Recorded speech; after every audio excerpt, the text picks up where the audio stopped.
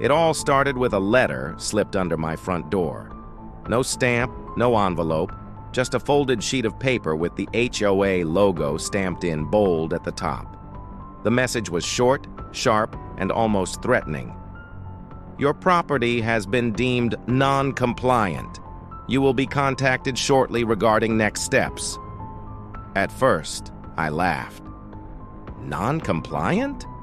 My lawn was mowed, my shutters freshly painted, and the driveway spotless. But deep down, something about the way the letter was written sent a chill down my spine.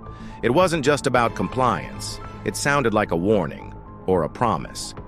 I tried to shrug it off, but the next morning, I noticed a group of HOA board members standing across the street, staring at my house. Not chatting, not walking dogs, not doing anything neighborly, just staring, whispering among themselves. When I waved, they didn't wave back. That's when I knew something was wrong, and I was right. 2 days later, I was called to a mandatory HOA hearing. They gathered in the clubhouse like a jury waiting to deliver a verdict. The president, a sharp-eyed woman named Carol, cleared her throat and said, "Mr. Walker, your property has been flagged for acquisition." I blinked, confused. Acquisition? What does that even mean? She leaned forward, her smile razor-thin. "It means the HOA board believes your lot is better used for community expansion. We're offering you a buyout. Refuse, and we'll proceed legally." That was the first hook in a chain of events that would tear my quiet neighborhood apart. Because I didn't just refuse, I fought back. The offer they made me was laughable. Barely half of what my house was worth. I told them no. Flat out, stone cold, no. And when I left that clubhouse, I saw something in their faces. Anger, yes, but also something darker. It was the look of people who weren't used to being told no. That's when the war began. Suddenly, violations started appearing on my doorstep every morning. Weeds in your lawn. Garage door paint fading. Improper mailbox height. Petty, ridiculous, fabricated violations. Each came with a fine. At first $50, then $100, then $200. I tore them up. But they kept coming, piling up like threats. And the whispers from my neighbors started too. "Why don't you just sell?" The board always gets what it wants. Someone even muttered, "People who go against them regret it." One night, around 2 a.m., I heard footsteps outside my window. When I looked out, I caught a man in a hoodie shining a flashlight across my property, taking pictures. I stormed outside, but by the time I got there, he was gone. The next morning, another violation notice. This time with photos attached. They weren't just watching me, they were stalking me. Rehook. But here's where it got worse. Much worse. I discovered the board wasn't just after my property. They had plans, secret plans, that no one else knew about. Plans that involved rezoning, backdoor deals, and something hidden beneath my very lot. At first, I thought it was just greed. They wanted to flip my house into some fancy community pool or clubhouse. But then I overheard Carol on the phone one night when I slipped into the clubhouse during a closed meeting.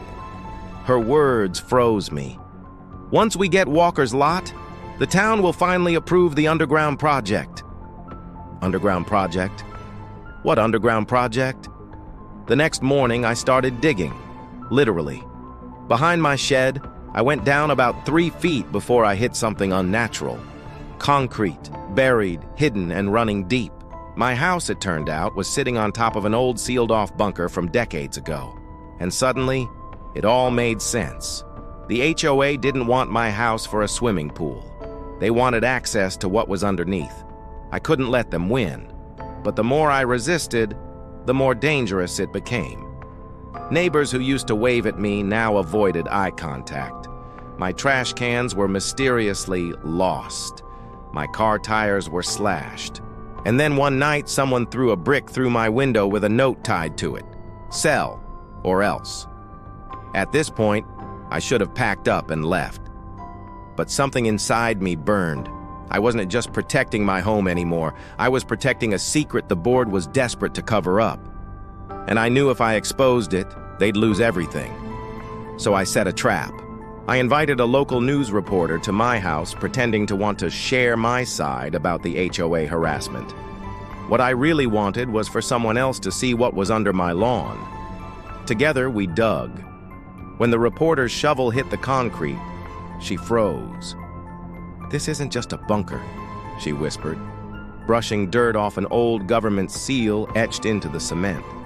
"This is federal property. Rehook." That discovery set off a chain reaction no one saw coming. The next morning, police cars swarmed the neighborhood. Agents in suits stormed the clubhouse. The board members were pulled out in handcuffs. Turns out, the HOA had been secretly negotiating with private developers to sell off the underground site, a site that once stored classified materials from the Cold War. They were about to get rich off government property, if I hadn't stopped them. But here's the twist that shocked the entire town. After the arrests, officials confirmed that the government still owned the land beneath my property, which meant technically, they now owned my house too. Within weeks, I was ordered to vacate. The HOA lost, but so did I. My neighbors watched in stunned silence as federal trucks rolled in, fencing off my entire lot. I thought I had lost everything, until I got a call from the reporter. "They can take your house," she said, "but they can't take your story. People need to hear what happened here." And so I told it. Every detail, every threat, every dark twist. And when the story went public, the fallout was catastrophic. HOA boards across the country faced investigations. Property owners started questioning everything. And my little town, it would never be the same. But the final twist? Months later, I received another letter. Not from the HOA this time, from the government. It simply said, "Mr. Walker, due to your cooperation, you are entitled to relocation compensation. Additionally, we may need your assistance again." Assistance? With what? That was the moment I realized. My fight with the HOA wasn't the end. It was just the beginning.